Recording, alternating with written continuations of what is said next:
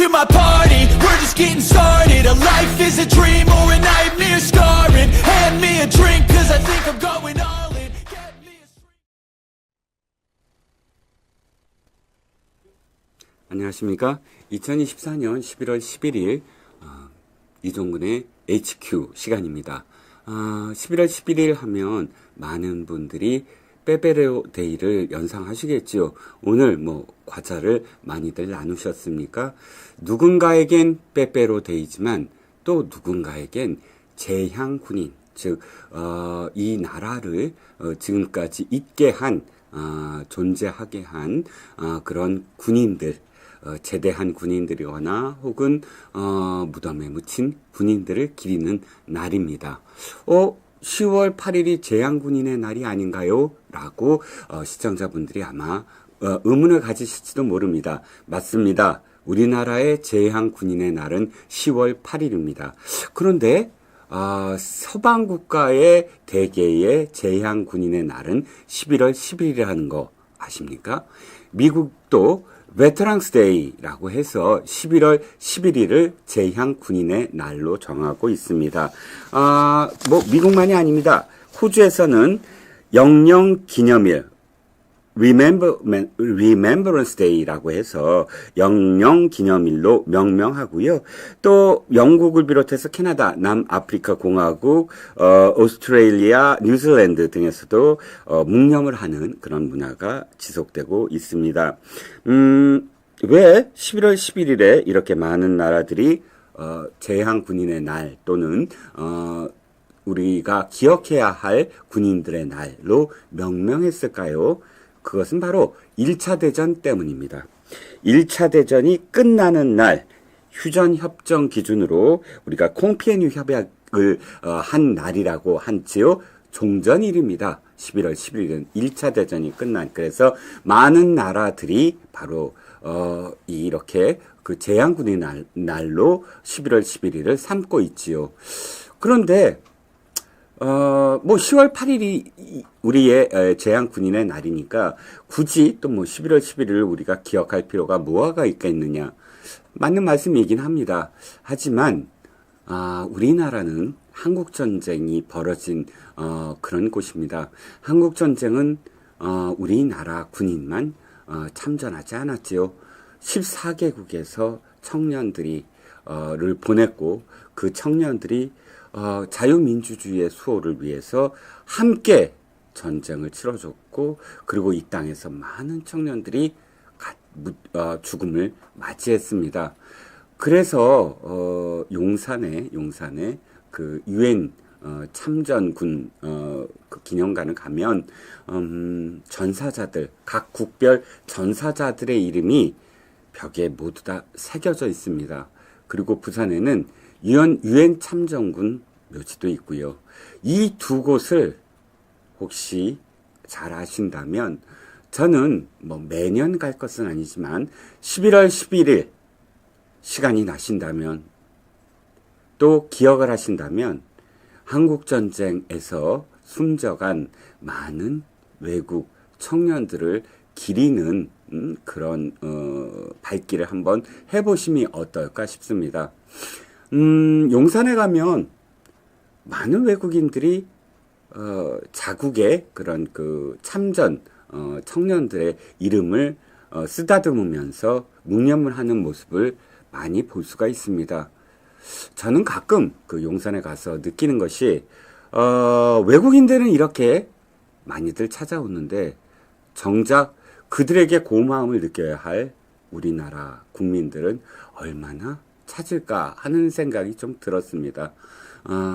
그래서 11월 11일 빼빼로 데이를 맞아서 기억해야 할 사람들 또는 사랑하는 사람에게 과자를 주는 것도 의미가 없진 않겠지만 한 번쯤은 우리나라를 지켜주기 위해서, 우리나라의 대한민국의 자유민주주의를 수호하기 위해서 쓰러져간 청년들, 외국 청년들에 대해서 한번 돌아보는 것도 참 의미가 있겠구나 해서 11월 11일을 소개시켜 드렸습니다. 자, 이종훈의 HQ 오늘의 아투로 넘어가겠습니다. 오늘의 아투. 자, 일단 박수부터 보내드리겠습니다. 축하합니다. 아시아투데이가 창간 19주년을 맞이했네요. 오늘의 아투의 일면 톱이 바로 창간 19주년에 즈음해서 아시아투데이의 회장이신 우종순 회장이 기념사를 했는데요. 이 기념사를 지금 소개하고 있습니다. 창간 19주년 정말 축하드리고요. 불안한 국내외 정세, 가디언스 범람에서 아시아투데이가 그야말로 우 회장의 말씀처럼 국가 발전과 인류 평화의 나침반 역할을 충실히 하시기를 저도 기원하겠습니다. 자, 또 창간 19주년 기획기사가 일면에 실렸네요. 사회 보수주의 태풍이 몰아친다라는 제목입니다. 사회 보수주의가 뭘까? 이게 전혀 상충되는 개념이 함께 있는 게 아닐까라고 생각하실 분도 계실 것 같습니다. 사회주의와 보수주의의 결합인가? 그렇지 않고요. 사회 보수주의란 의무, 도덕, 전통적 가족 가치 지원 등 사회의 안정을 유지할 것을 주장하는 정치적 사상이다. 사회주의의 사회가 아니라 사회의 안정을 유지할 것을 주장하는 보수주의다. 라는 뜻으로 아마 사회 보수주의라는 말이 만들어진 것 같습니다.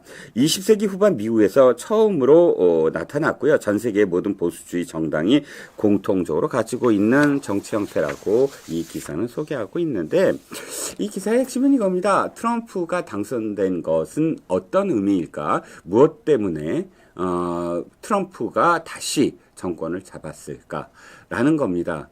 그것은 거꾸로 해리스를 중심으로 한 미국의 민주당이 너무나 PC, 그러니까 정치적 올바름을 내세워서 미국민들에게 도리어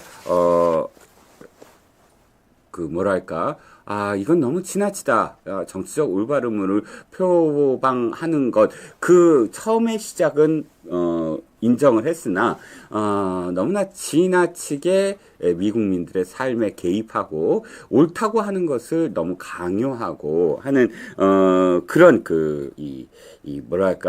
좌파 엘리트주의랄까요? 그런 것이, 이제 미국민들이, 미국의 민주당을 선택하지 않은 가장 큰 이유다라는 해석을 하고요.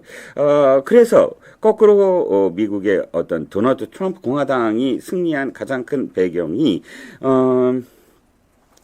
그러니까 이제 국경 문제, 그다음에 환경 문제, 범죄율, 원전 이런 데서 정통 보수의 가치를 복원하자라는 트럼프의 외침을 그대로 반영한 것이다. 그리고 반응한 것이다. 반영이 아니라 반응한 것이다라고 이 기사는 소개하고 있습니다.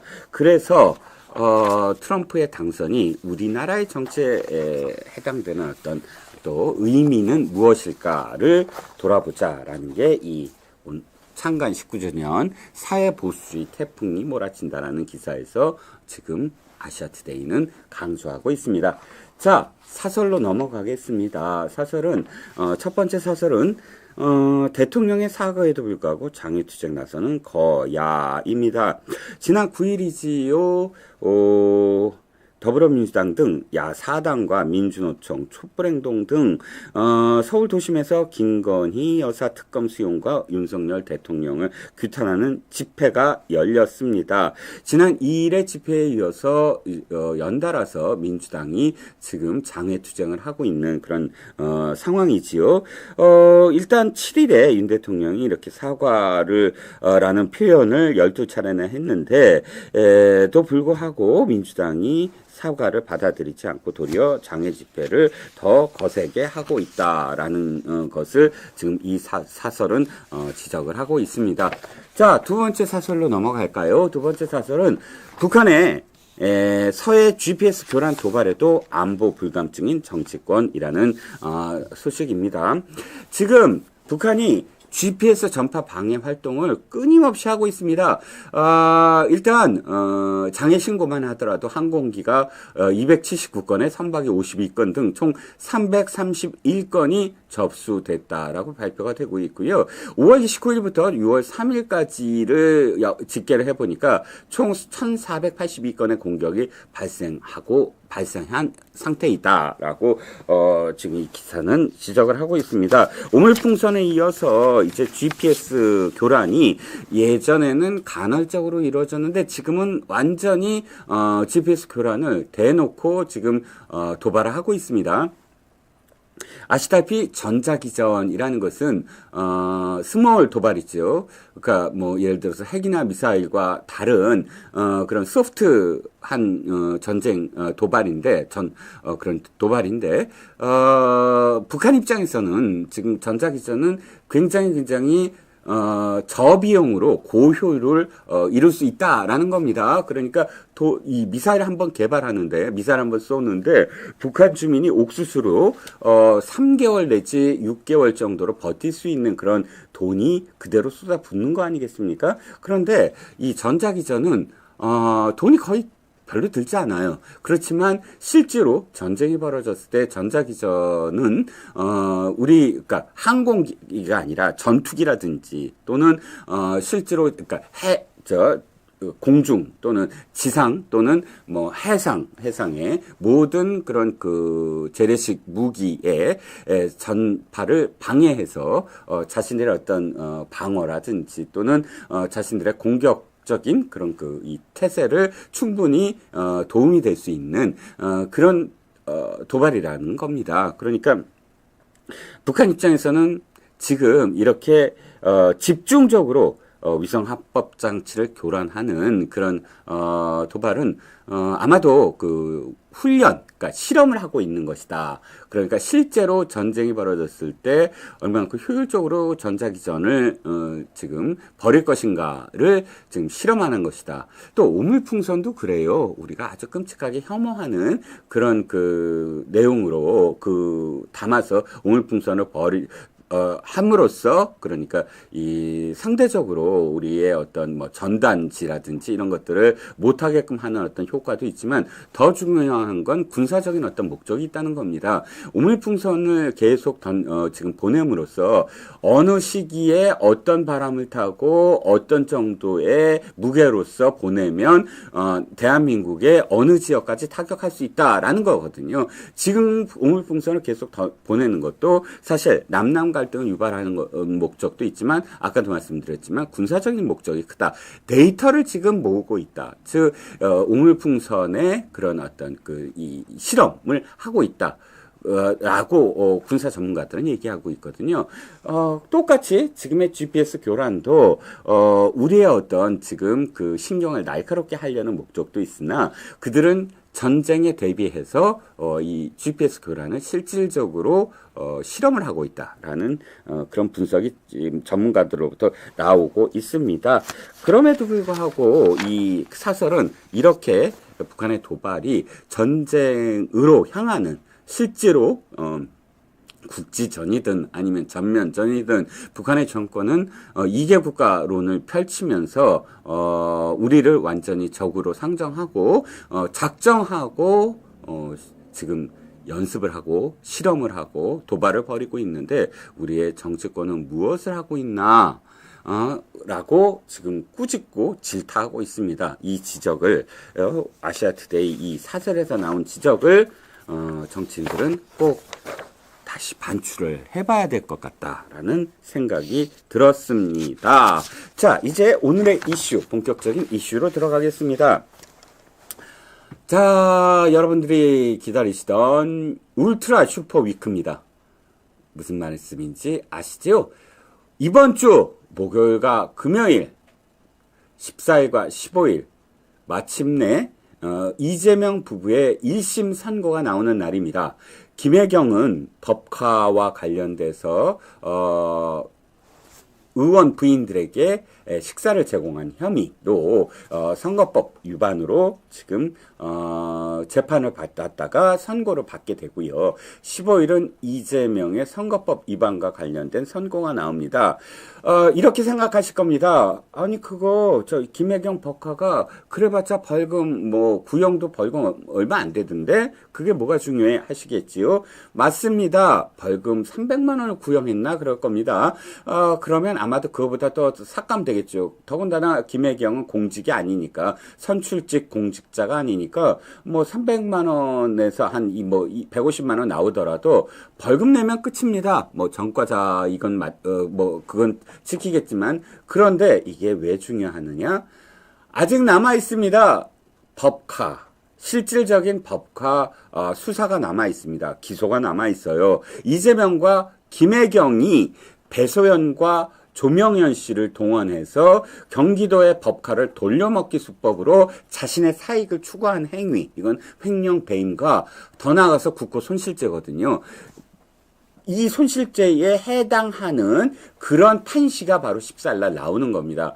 14일날 나오는 선고에서 비록 유죄로서 벌금 얼마이지만 그렇게 선고가 나오기까지의 과정들, 즉 조명현 씨와 그 다음에 배소연 씨를 통해서 김혜경이라는 사람이 이미 이것을 인지하고 묵인하거나 혹은 아예 인지하고 암묵적으로 지시를 내린 그런 논리로 판시가 된다면 앞으로 있을 이재명과 김혜경의 법인카드 재판에 결정적인 어떤 근거, 판례로서, 판례는 물론 대법원의 판결이 이제 판례지만 하나의 어떤 참고할 수 있는 그런 판결로서 자리 잡을 겁니다. 그렇기 때문에 굉장히 중요하고요. 이재명의 금요일 15일 선거법 위반은 선고는 이재명의 다른 재판들보다 굉장히 의미가 큽니다. 4개 재판 중에 지금 가장 먼저 선고가 나오고요. 또 가장 먼저 빠르게 대법원 확정 판결까지 가기 때문입니다. 다른 재판은 위증교사가 25일 날 나오고 또 대장동 성남 FC 등등 해서 재판이 지금 계속 벌어지고는 있으나 이 재판은 늘어질 가능성도 있습니다. 하지만 선거법은요. 이번에 11월 15일 날 유죄가 나오고 또 피선거권이 박탈될 액수 벌금 100만 원 이상 또는 집행유예를 포함한 금고 이상의 형이 나왔을 경우에는 피선거권이 박탈이 되고요. 또 민주당은 434억 원을 토해내야 합니다. 물론 1심이니까 대법까지 가야 되지만 아까도 말씀드렸지만 선거법은 633의 원칙을 지켜라 라고 조희대 대법원장이 명을 내렸습니다. 그러니까 지금 물론 6개월 내로 못했어요. 1년이 넘었습니다. 이번 선고가. 하지만 최근에 또 조희대 대법원장이 지켜라 라고 명을 내렸으므로 항소를 한다고 해도 고법에서 3개월, 다시 상고를 한다고 해도 대법에서 3개월, 즉 앞으로 아무리 길어봤자 7개월 정도면 11월 15일 이후 7개월 정도면 대법의 확정 판결까지 받을 수 있다. 이재명의 꿈은 사라진다는 겁니다. 이재명의 꿈 아시죠? 자신의 범죄를 지우기 위해서 대통령 선거를 이용하는 간악한 사악한 범죄자입니다. 대통령이 되고 싶어서 우리나라를 정말 위대하게 만들기 위해서 대한민국의 국민들을 위해서가 아니라 자신의 범죄를 덮기 위해서 대통령 선거를 이용하는 겁니다. 대통령 선거를 치르게 되면 어떻게 되죠? 내가 대통령 후보인데 나를 어떻게 건드려? 사법부라는 거지요. 그런데 그런 꿈을 깰 수 있는 게 바로 이번 15일 날 선고입니다. 그러니까 정말 중요한 선고라고 할 수가 있지요. 그런데 이재명은 지금 거의 멘탈이 붕괴된 듯 합니다. 원래 정상적인 그런 정치인이라면 이렇게 해야 되겠지요. 민주당에다 대고 사법부의 판결은 내가 알아서 한다. 내가 그래서 돈 주고 이렇게 비싼 변호인들을 다 썼다. 그러니까 걱정하지 마라. 내 재산은 32억 원이다. 나 충분히 지금 변호사 쓸 수 있으니까 민주당은 민생에 주력해라. 이게 아주 정상적인 인간입니다. 그런데 이재명은 아닙니다. 민주당이라는 저는 별로 그렇게 민주당의 강령이나 이념이나 민주당의 가치를 존중하거나 또는 동의하지 않지만 그럼에도 불구하고 이 나라의 어쨌든 정통 보수 야당이었습니다. 보수 진보가 아니고요. 한민당으로부터 출발해서 김영삼, 김대중으로 이어지는 이 민주당의 정통성은 사실 보수입니다. 그런데 언제부터인가 완전히 얼치기 좌파 정당이 돼버렸지요. 자, 근데 그건 그렇다 치고라도 이 정통 정당이 완전히 한 개인의 비리, 한 개인의 비위, 한 개인의 범죄를 덮어주기 위해서 공범이 된 상태입니다. 그 정당을 좌지우지 흔들면서 내가 무죄요! 라고 고삐를 쥐고 흔들고 있습니다. 그런데 최근 들어서는 정말 멘탈이 붕괴됐나 봅니다. 기억하시겠지만 총선 이후에 이재명은 굉장히 정돈된 모습을 보이려고 노력을 했어요. 일부러 목소리도 깔았다니까요. 잘 보시면 총선 직후에 최고위에서 이재명이 한 그 말들을 이렇게 보시면 굉장히 목소리를 깔아요. 중저음으로 깔고 원래는 그랬다 잘했다 이렇게 좀 이렇게 뭐 한 시라 이런 음이거든요. 그 목소리가. 그런데 굉장히 천천히 얘기하면서 중저음을 내려고 노력을 합니다. 왜?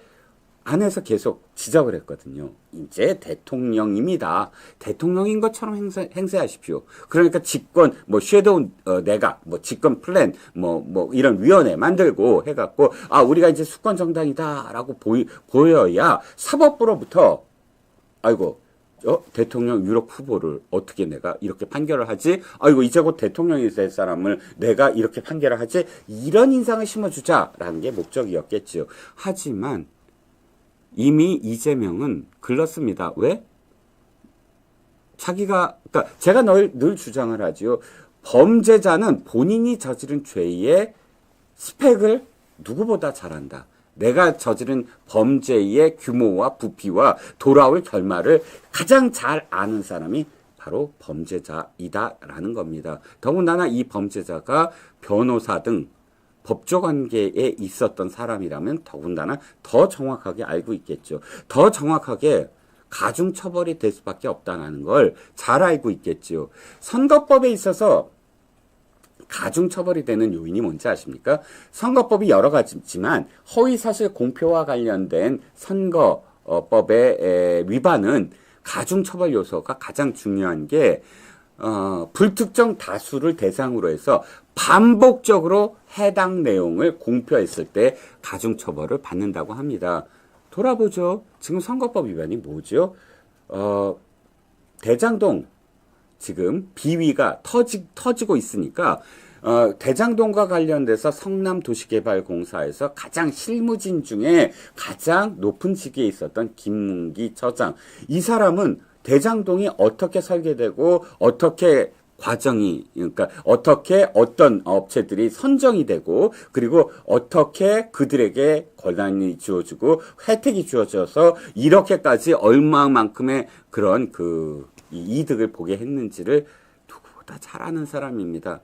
누구보다 이재명에게 직접적으로 보고를 했던, 물론 그 보고는 유동규를 통해서 했겠지만 그 25건의 해당되는 위례, 대장동 등의 그 문건에서 결제 라인 중에 도시개발공사의 바로 맨 위에 차지하는 김문기 씨, 그 김문기 씨를 모른다고 한 겁니다.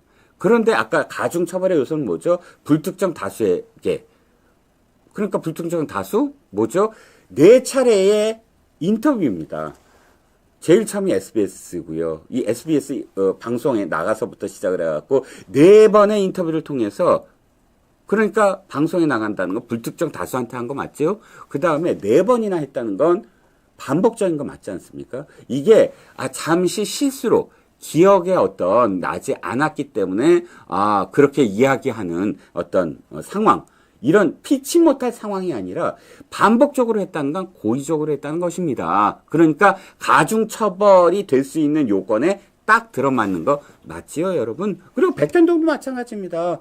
국정감사에서 생방송으로 중계되는 걸 인지하고 있었잖아요. 생방송으로 중계된다는 거 불특정 다수가 들을 수 있는 것이고요. 또 반복적으로 이 내용을 되풀이했습니다. 바로 국토부의 협박이라고 표현했어요. 협박 때문에 이것을 안 하면 직무유기라고 표현했습니다. 직무유기로 지금 압박을 받을 것 같아서 들어줬다. 4단계 그 상향을 시켜줬다. 이것은 어쩔 수 없이 국토부의 협박 때문이다. 이렇게 얘기했습니다. 그러니까 가중처벌 맞지요?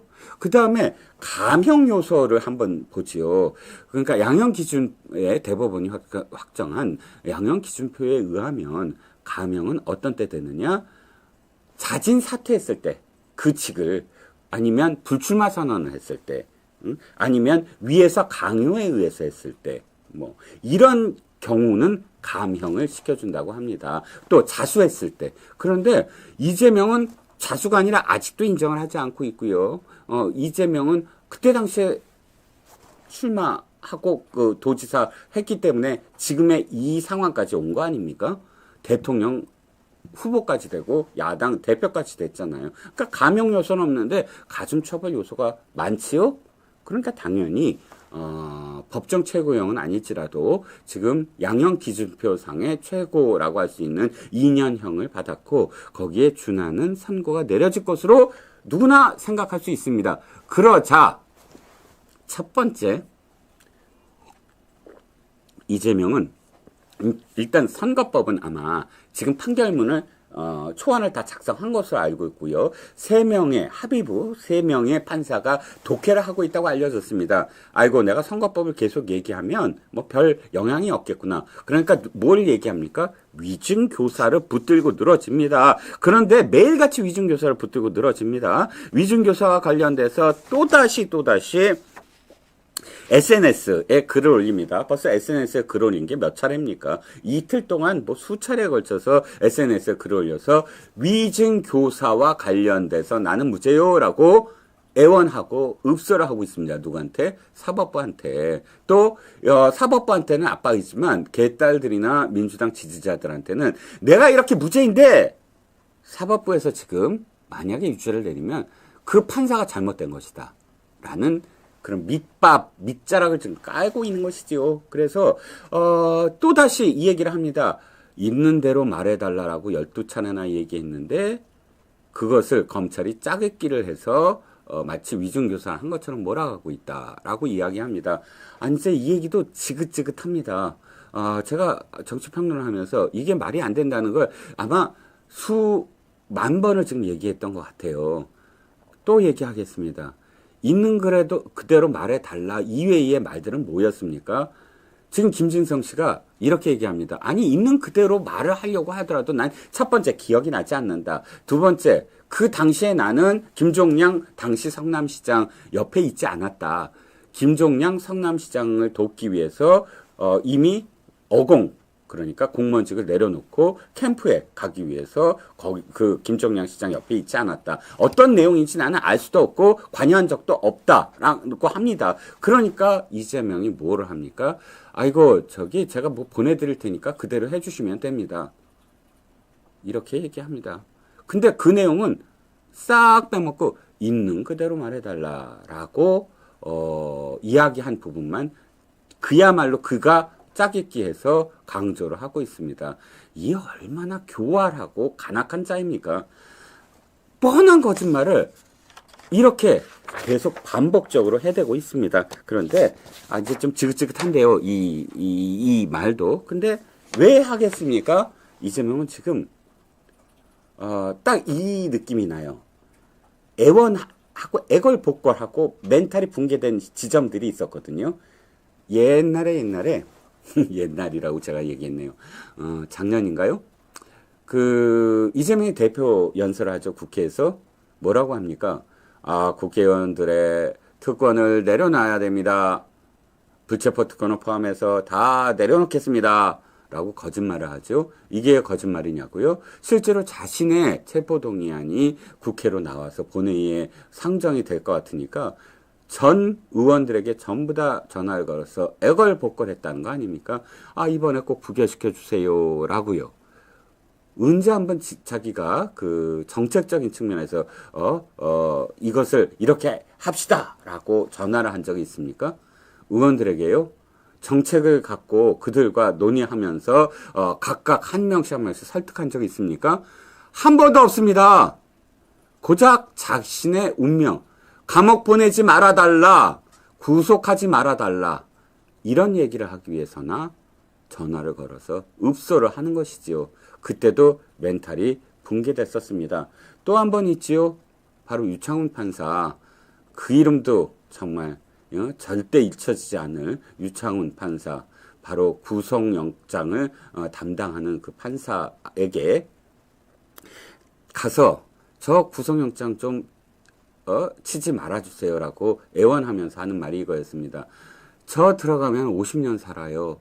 제가 방어권을 행사할 수 있게만 해주세요, 판사님. 이렇게 애원했습니다. 그 두 순간 그렇게 판사에게 또는 자당의 국회의원들에게 애원했던 이재명이 이제 또다시 멘탈이 붕괴된 상황입니다. SNS에 글을 계속 올려서 체면이고 위신이고 권이고 채통이고 이거 다 버렸습니다. 나는 무죄입니다. 나는 무죄입니다. 나는 무죄입니다. 라고 계속 강조를 하고요. 이걸 강조하는 이유가 뭡니까? 이것들아, 거리로 나와라. 이것들아, 서명을 해라. 이것들아, 국회에서 기자회견을 해라. 라는 메시지지요. 그러니까 그대로 합니다. 민주당 출신 시도지사들이 전부 나서서 이재명의 무죄를 지금 주장하고 있습니다. 기자회견을 통해서요. 와, 해당 소속 의원들 갖고만도 안 되겠지요. 이제 그 민주당이 아마 각각의 그런 어떤 그런 뭐랄까요. 그 섹트들이 전부 나설 겁니다.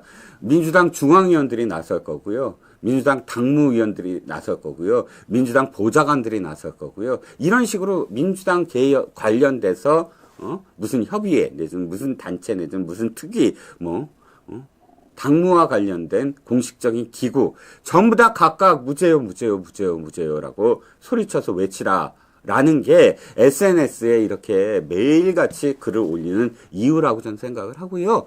자, 두 번째 뭐가 있죠? 100만인 서명운동이라는 걸 했습니다. 이재명의 가장 확실한 홍위병, 더민주혁신회의, 한 총련들이 득식을 대는 더민주혁신회의가 서명운동을 벌였죠. 100만 명이 넘었다고 자랑을 합니다. 서명운동 뭐죠? 바로 이재명은 무죄다 라고 이제 이 서명을 바탕으로 해서 중앙지방법원에 탄원서를 제출할 목적이라고 하는데, 여러분 아시다시피 탄원서는요 해당되는 피고인이 대단히 공익적인 삶을 살아왔다. 일단 공공의 이익을 위해서 살아왔다. 자원봉사도 많이 하고 이렇게 좋은 일을 많이 했다. 그런데 이번 일은 예기치 않게 일어난 일이다. 그러므로 형량에서 좀 선처를 해달라. 이게 탄원서입니다. 그런데 이 탄원서 무죄를 주장해요. 유죄와 무죄를 판단하는 건 판사입니다. 탄원서로 결정하라는 건 판사의 선고에 지금 개입하는 것이거든요. 근데 이 자들은 그런 거 상관없어요. 지금 왜? 이거 유죄 나올 거 뻔하니까 무죄가 나올 거를 예상해서 탄원서를 내겠습니까? 탄원서라는 이름으로 내겠습니까? 그게 아니라 봐라! 지금 100만 명이 무죄를 지금 얘기하고 있다. 이런 거를 바탕으로 해서 바로 정성호 같은 자가 봐라, 국민들이 이미 선택했다, 이재명을. 판사가 지금 뭐라고 그래서 민주당 의원 중에 하나 판사 주제 이렇게 얘기했나요? 어쨌든 민주적 그런 통제를 받지 않는 그런 판사들이 어딜 감히 100만 명 이렇게 서명을 했다. 그런데 속을 들여다보면 아니 100만 명이요? 한 사람 한 사람이 죄다 따로따로 했습니까? 아니잖아요. 거길 들여다보면 중복돼요 다. 다 중복할 수 있어요. 한 사람이. 그러니까 아니 단 10만 명이 했는지 5만 명이 했는지 몰라요. 그야말로 서명을 딱 독립돼서 한 사람이 딱 한 명씩 한 그런 그게 아니거든요. 인터넷으로 했고요. 우리가 예를 들자면 이런 겁니다. 여론조사를 하는데 인터넷 폴 여론조사라고 있어요. 인터넷에서 누르는 거 있어요. 근데 그거는 여론조사에 포함이 안 돼요.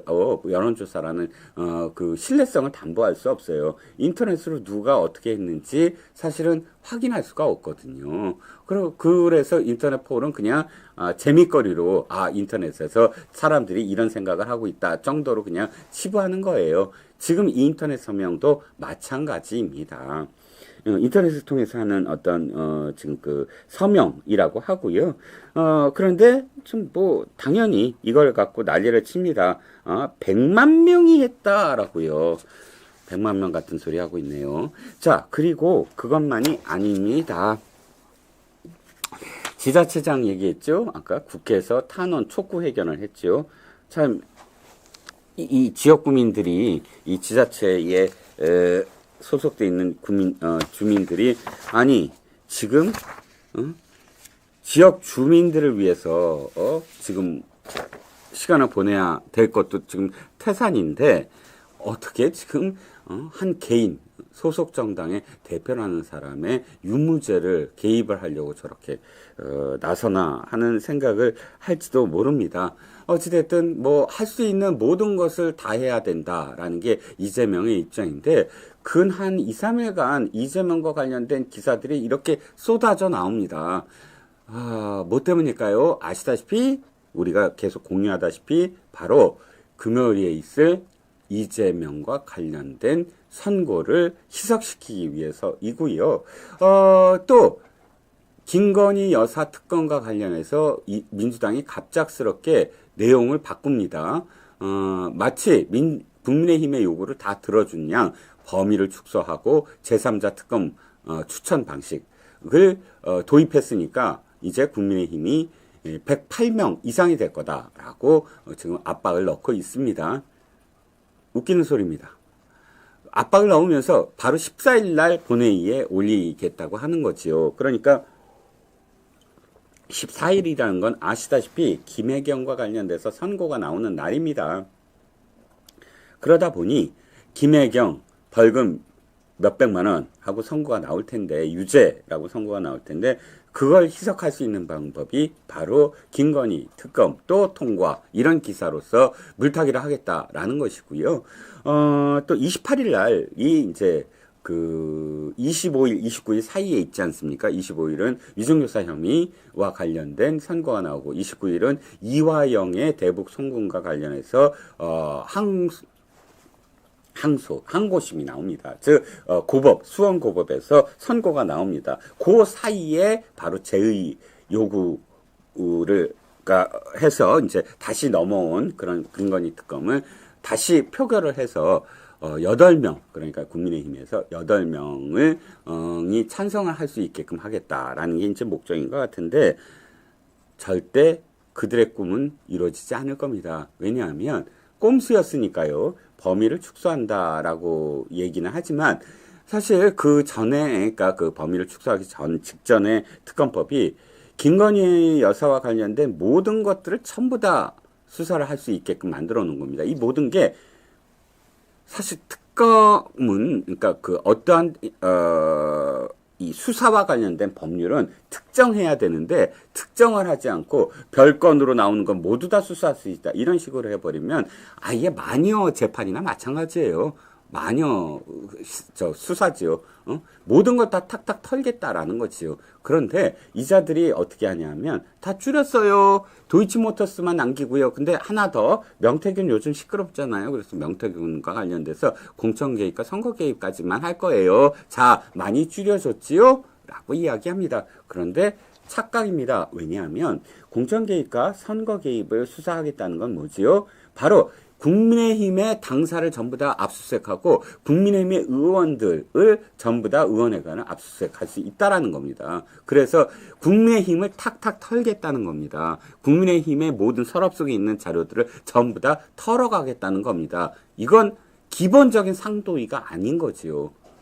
기본적으로 상대당의 모든 그런 치부와 비밀과 또는 그 기록들을 전부 다 만천하에 까발리겠다라는 건데 있을 수 없는 일이죠. 국민의힘에 그 어떤 사람이 그걸 받아들이겠습니까? 그러니까 역시 꼼수이고 역시 봐라!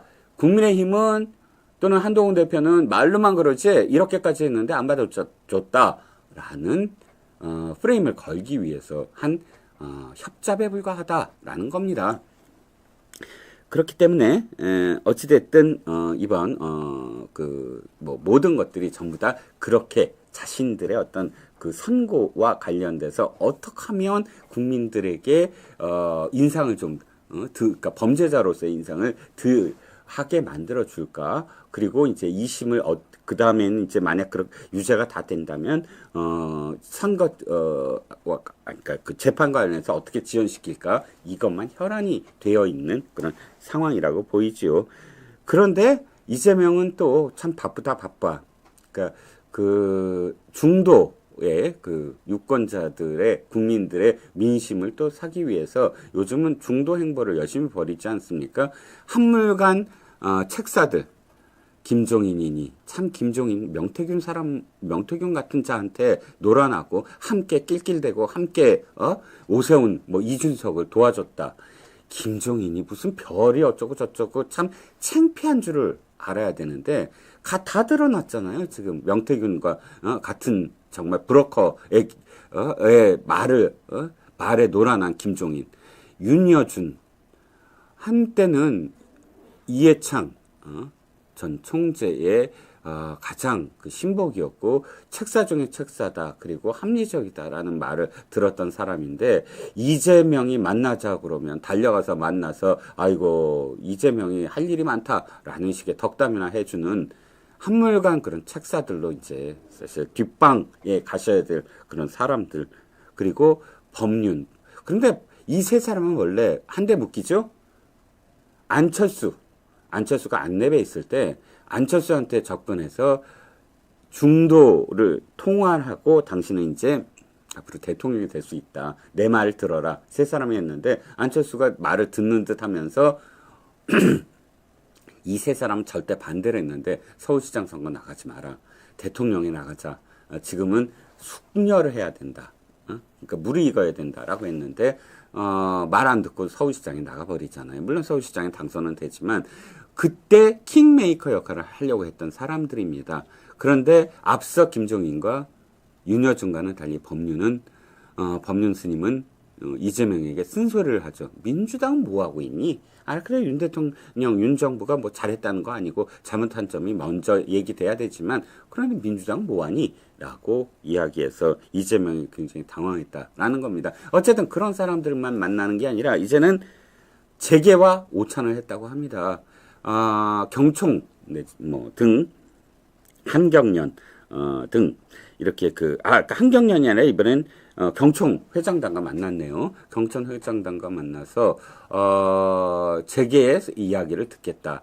이건 그야말로 사진 찍으러 간 것이죠. 경총이야 야당 대표가 오니까 이제 만날 수밖에 없는 것이고요. 그런데 지금 이재명이 하려고 하는 상법 개정이라든지 또는 이재명이 주장하고 있는 노란봉투법이라든지 이런 등등의 반기업적 그런 그 행보를 보이고 있는 이재명이 경총에서야 어떻게 이뻐 보이겠습니까? 그런데 어쨌든 용기를 내서 지금 면담이나 혹은 오찬에서 우리나라의 노동 유연성이 너무나 지금 제약을 받고 있다. 그러니까 노동 유연성이 필요하다. 52시간 문제가 있다. 반도체와 관련해서는 제외해야 된다. 또는 5인 미만 사업장에 대해서 근로기준법을 배제해야 된다. 등등 또 이제 상법 개정 이건 기업들의 어떤 그 발목을 잡는 일이다. 또 상속세 얘기까지 아마 했을 것으로 보입니다. 지금 완전히 우리나라 한국의 지금 러쉬가 이루어지고 있는 가장 큰 이유가 기업인들이 러쉬가 이루어지고 있는 가장 큰 이유가 상속세에 있거든요. OECD 국가 중에 우리처럼 60%까지 뺏어가는 심지어 뭐 대기업 같은 경우 60%까지 뺏어가는 그런 상속세는 없습니다. 그런데 이재명 이렇게 얘기했죠. 수용하기 어려운 기업의 일방적인 얘기들이다. 뭐 이렇게 얘기했습니다. 뭐 자기가 만나는 건 당신들 그 기업인들을 내가 병풍처럼 사진 찍고 내가 이렇게 참 그 대통령감이다 라는 걸 보여주려고 하는 거지 내가 당신들 얘기 들을 거 아니거든. 왜? 나는 민노총과 손을 잡았어. 민노총이 내가 말만 하면 나를 살려주기 위해서 나의 목숨을 이어주기 위해서 거리에 나와주거든. 내가 그래서 그들에게 진보당이라는 명목으로 3명이나 당선시켜줬잖아. 우리는 이미 경기동부 연합과는 내가 성남시장부터 손을 잡았던 사이야. 아니 그러니까 당신들은 그저 내 뒤에서 병풍처럼 사진만 찍어주면 돼. 가 이들의 이재명의 목적이거든요. 그래서 뭐 오늘 이렇게 경청과 만나는 것까지 광폭 행보를 벌였다라는 겁니다. 그렇지만 어찌됐든 이재명은 내일도 모레도 뭐 14일까지는 이렇게 매일같이 나는 무죄요 무죄요 무죄요 무죄요를 앵무새처럼 되풀이하면서 SNS를 뒤덮고요. 그 다음에 2번의 쪽팔린 장애 집회를 만회하기 위해서 민주당 내에서 집회 인원을 늘리기 위해서는 어떻게 할 거냐 라는 지시까지 내렸다고 합니다. 뭐 집회 안 할 일은 없겠고요. 이제 30만에서 20만 자기네들이 추산하는 것도 줄였는데 더 나오겠습니까? 근데 어쨌든 더 나오게 하기 위해서 뭐 지금 독려를 하고 있다고 하고요. 또 다른 아까 말씀드렸지만 오늘은 시도지사니까 내일은 또 뭐다 모레는 뭐다 해서 성명을 계속 발표해 갖고 아예 정당을 마비시키는 그러니까 정당을 한 범죄자의 무죄를 그대로 그 앵무새처럼 되풀이하는 그런 일만 하게 만드는 그런 조직으로 전락시키는 양상을 지금 보일 것으로 예상이 됩니다. 아무튼 이재명의 말로가 이제 눈앞에 보인다라는 것이고요. 자, 두 번째 이슈는 참 이화영 애씁니다. 이화영은 이재명이 대통령 되기만을 바라겠죠. 왜냐하면 이화영은 이미 9년형을 선고받았습니다. 그런데 이자가 참 나쁜 게요. 9년형이 대북송금이 아니거든요. 그 대북송금도 그런 어떤 북한에 제재를 가해야 되는 국가에 지금 돈을 보냈다라는 게 지금 외국한 송금 위반이에요. 그거에 불과하지 실제로 진짜 본질적인 문제 대북 송금의 본질적인 문제는 따로 재판을 받거든요. 이자가 지금 9년형을 받는 건 8년 이상이 뭐지 아십니까? 스폰서예요. 기업인들한테 지역의 기업인들한테 빨대 꽂아갖고 쌍방울에 20년 전부터 빨대 꽂아갖고 정치 자금 받은 거예요. 뇌물 받은 거예요. 그리고 자기의 가장 가까운 사람들 뭐 내연녀나 혹은 뭐 저 보좌관이나 이런 사람들에게 월급처럼 돈을 지불해라 기용이 된 것처럼 해라 해갖고 그 돈 다 빼돌린 거잖아요. 그런데도 불구하고 부끄러운 줄 모르고 민주당은 그런 자한테 아이고 잘하고 있다 우리 이재명에 대해서 네가 진술을 안 하고 있으니까 넌 영웅이다라고 부추기고 있는 이 꼬락서니로 지금 계속되고 있는데 이화영 재판부 기피 신청을 또 냈습니다. 이게 쌍방울 그 제3자 뇌물 사건이거든요. 쌍방울 제3자 뇌물 사건은 아시다시피 아까 수원 고법까지 간 대북 송금 문제와 다릅니다. 이건 실질적으로 본질을 지금 그러니까 대북 송금의 본 게임이라고 할 수가 있고요. 이렇게 되니까 지금 신진우 부장판사가 이 사건을 맡고 있잖아요. 그러니까 이화영이 난 그 사람이랑 못하겠다. 이미 이재명이 신진우 부장판사에 대해서 왜냐하면 이재명과 이화영은 이 재판의 공범이거든요. 그래서 이재명은 재배당해달라라고 변호인 측이 요구를 했다가 해당 재판부 신진우 부장판사가 기각을 했고요. 또 국정감사에서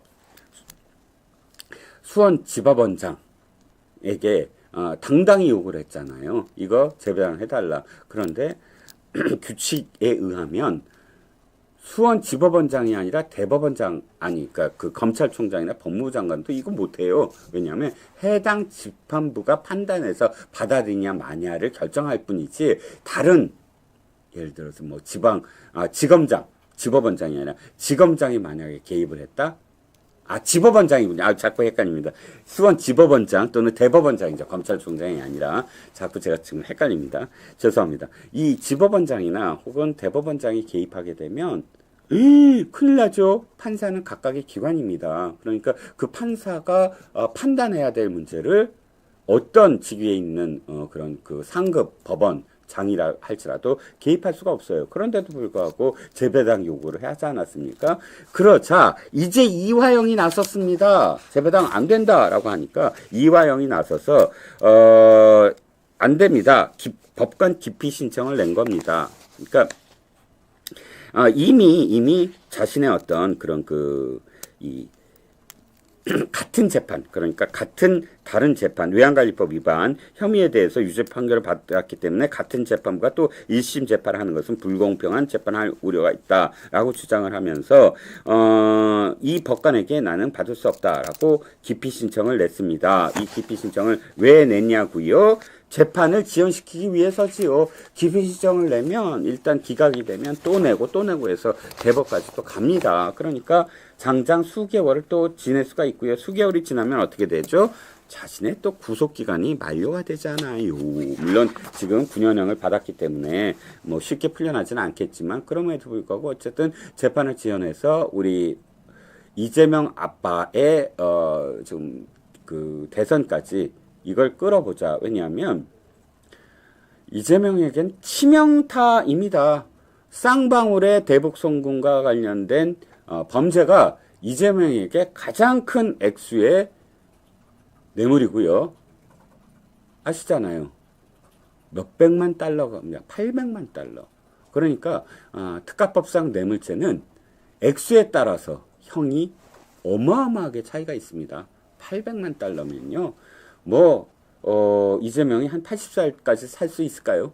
그 감옥에서요.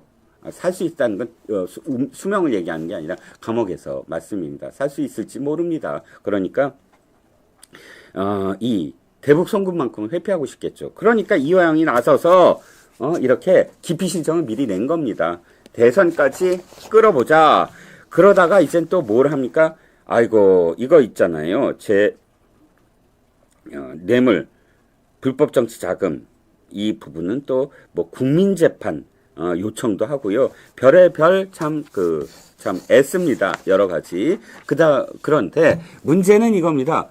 이제 생중계 얘기가 나오니까 쌍방울 대북 송금 사건도 우리 생중계하자라는 목소리가 시민단체로부터 나오기 시작하고요. 그래서 13,000명 서명을 받아서 수원지법에 제출을 했습니다. 이거야말로 국민 아의 권리이다.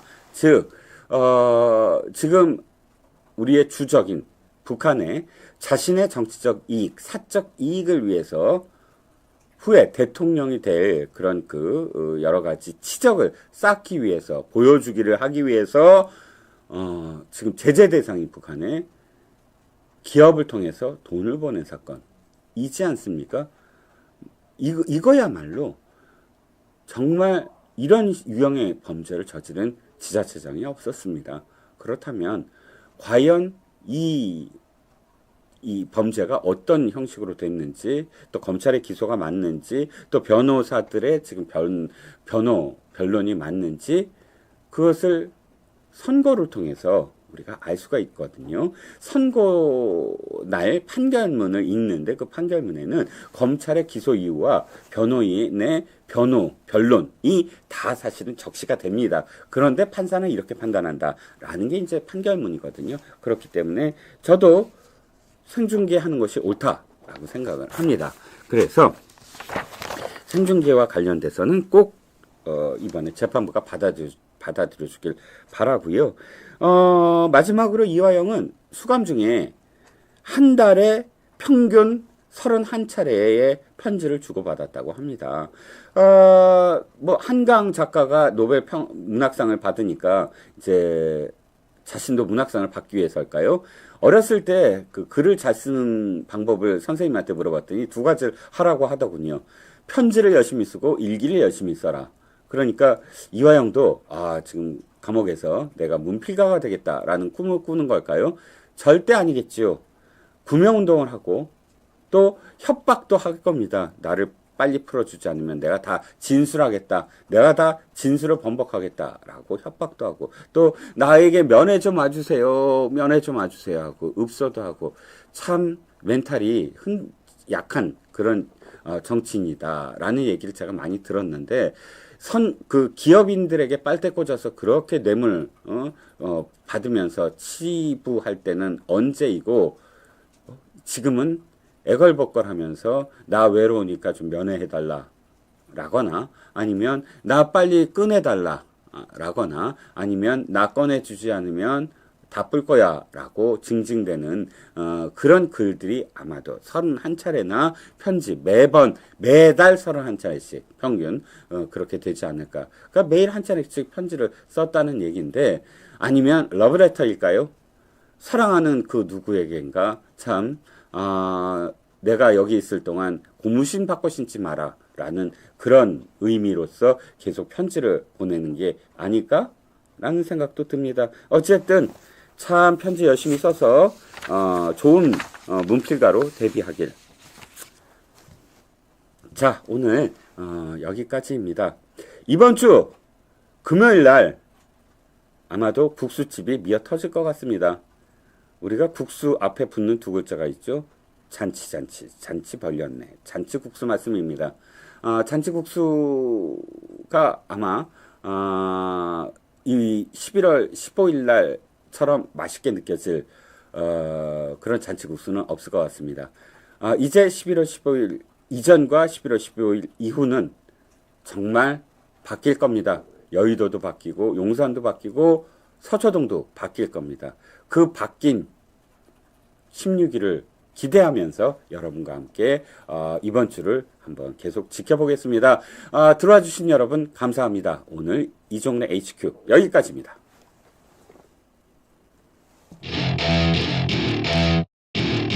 Welcome to my party, we're just getting started. A life is a dream or a nightmare scarring. Hand me a drink cause I think I'm going on.